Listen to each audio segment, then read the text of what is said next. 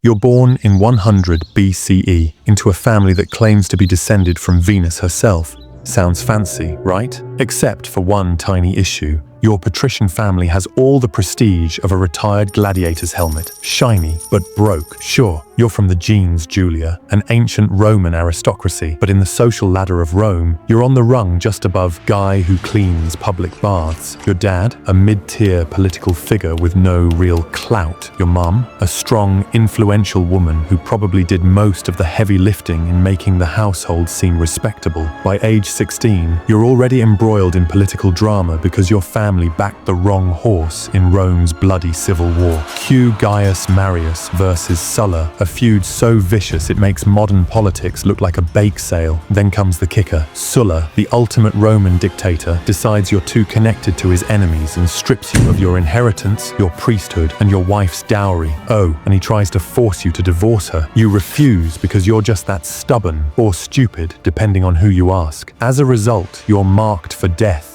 forced to flee Rome and spend your teenage years dodging assassins and bribing guards with whatever coins you can scrounge up in the life of Julius Caesar. Being born noble doesn't mean life's a toga party. It's more like a blood-soaked political chess game where you're always one move away from checkmate. Fast forward a few years and you're on the run, penniless, and probably questioning your life choices. But hey, what's life without a little drama? You decide to rebuild your reputation the hard way, through military service. So off to Asia Minor you go, where you promptly start showing off. You save an entire legion, earn a civic crown, and begin making a name for yourself. Finally, things are looking up. Enter Nicomedes IV, the king of Bithynia. You stay at his court longer than expected, and rumors spread faster than wine at a Roman feast. They say you weren't just visiting the king. You were playing, let's say, a more intimate role. Political opponents mock you relentlessly, dubbing you the Queen of Bithynia. Soldiers even sing songs about it. Congratulations, Julius, your first big PR scandal. But hey, the Romans love a juicy rumor, and the gossip sticks with you for the rest of your life. Then comes your next act of audacity: pirates.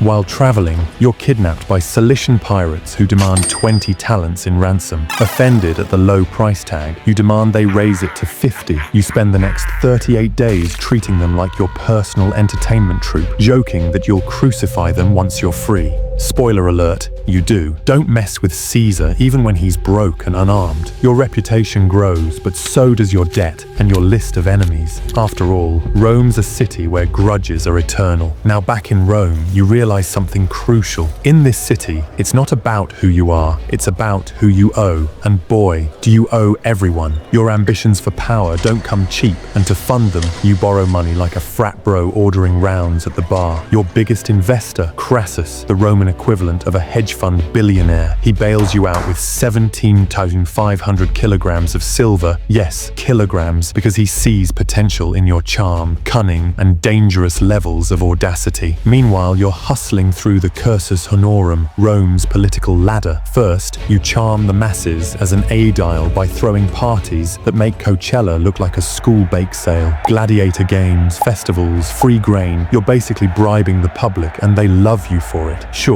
you're drowning in debt, but hey, Rome's poor. They'd sell their votes for a good time. And then there's your run for Pontifex Maximus, Rome's chief priest. You tell your mum, I'll either come back as the chief priest or not at all.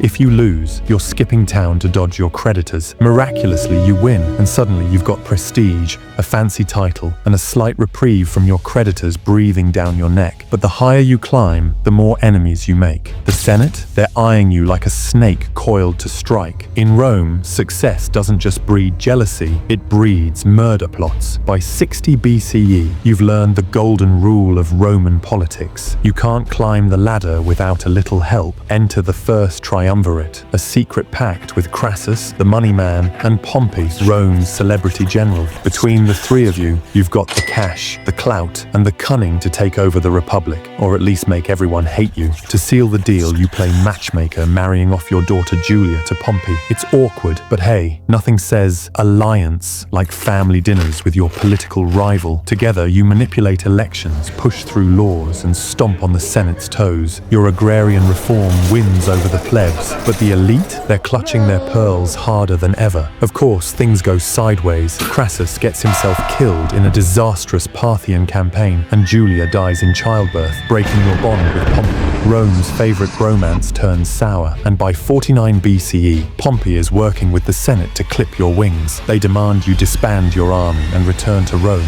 alone. But you're Julius freaking Caesar, and you don't play by the rules. Instead, you march your army across the Rubicon, declaring civil war with the legendary line, "The die is cast." When in doubt, roll the dice and bring an army. Your civil war is basically Rome's version of a soap opera, except with real blood. Pompey and the Senate have the numbers, but you have something better: loyalty. Your soldiers would follow you into Hades itself because you fought beside them, slept in the dirt, and paid them better than their landlords. The battles are legendary. At Pharsalus, you defeat Pompey with a smaller army by outsmarting him. He flees to Egypt, where Pharaoh Ptolemy does you a favor and kills him. But instead of celebrating, you're disgusted. After all, you wanted to do the stabbing yourself. In Egypt, you meet Cleopatra, the original femme fatale. She's brilliant, seductive, and hands you a son, Caesarion, though Romans back home gossip endlessly about your little vacation. Back in Rome, you consolidate power. You're declared dictator for life, a title that practically screams, "Assassinate me." You expand the Senate to 900 members, fill it with your supporters, and pass reforms that make you a hero to the masses, but a nightmare to the aristocracy. By 44 BCE, you're at the height of your power, and that's the problem. On March 15th, you stroll into the Senate, ignoring multiple warnings, including a prophetic, "Beware the Ides of March." As you sit down, senators surround you. Your old friend Brutus delivers the final, most painful blow. "Et tu, Brute?" you gasp, betrayed by the man you trusted most. You're stabbed 23 times and collapse at the foot of a statue of Pompey. How's that for irony?